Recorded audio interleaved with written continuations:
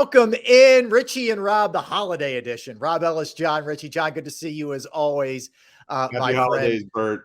Thank you. Thank you to you and your family as well, Jon. So things not exactly in a festive mood in Eagle Land as the Birds lose again to the Seahawks, Jon. That's 3 straight losses. And I want to hit you with 2 things. And I'm going to start with the offense because it looks like it's headed in the wrong direction. 3 straight games, they haven't reached the 20-point mark. Jalen appears to be really locking in at times and force feeding, in particular, A.J. Brown, and not being willing as much to check down. That's been a recurring theme of late. What's your sense on what's going on with Jalen? He's not playing good football. He's not seeing the field, and it feels as though he has not been good enough. The coaching has not been good enough. Our team has not been well prepared enough to beat good teams, the really good teams. All year long, we've been, as Eagle fans, we've been wondering about certain aspects of this team. Is it good enough? Is it good enough? Our 2-minute offense at the end of every first half, when we never go for the throat and go and score points, is that good enough when we face the really good teams? Well, we're seeing that it's not. Mm-hmm.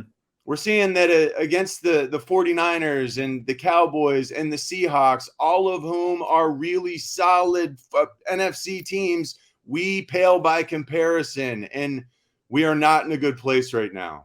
And it is time to panic. How much of it, in your estimation, is the play is there, Jalen's not executing, versus he's not being given the proper tools, if you will, by the coaching staff? I think a lot of it is he's not being given the proper tools. I mean, I do understand. We watch him focus in on AJ. He's locked in. He's double covered, and Jalen is still forcing the ball to him when you've got a guy who looks like he's running free somewhere else on the field.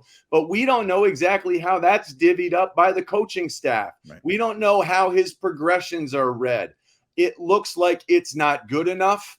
That's all I know for sure, that our offense is not as productive. It is not as creative. It is not as unusual and fun looking as some of these other offenses I watch every week. The Dallas Cowboys, they do explosive things. They do unique things. Every time I watch Andy Reid, him call a game, and every time I watch his offense, they've got new wrinkles. They're doing different things than I've seen happen on a football field before. Same with the Miami Dolphins. It's so exciting every time you get a chance to see a new adventure with these offenses. And with the Eagles, it's just more of the same, and that same has not been good enough. It's been very pedestrian. And I thought that running the ball more would help create the spark that this offense needed to truly be productive. We ran the ball a lot against the Seahawks. It didn't create enough of a spark. Yeah, because we aren't doing enough creatively otherwise to pry guys open who are not named A.J. Brown. Let's go to the other side of the ball. They make the pretty bold move of changing things up in terms of the play calling on the defensive side. Sean Desai goes to the booth. Matt Patricia goes to the field.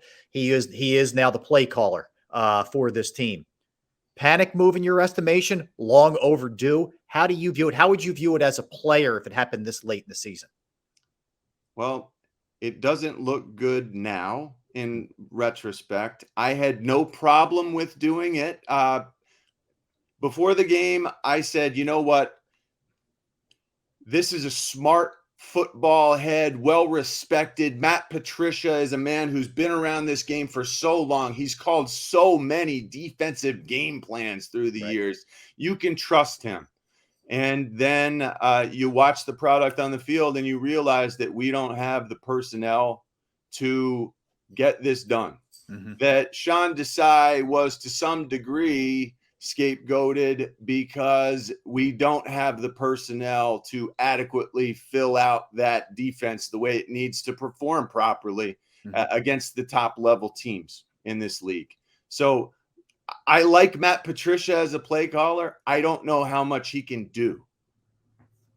Well said. Well said. That's for sure. All right. So let's when we are a little bit later, we will preview the Birds and the Giants, but now 10-4, and things are getting a little scary right now. John Ritchie, Rob Ellis, Ritchie and Rob for the great folks at betPARX.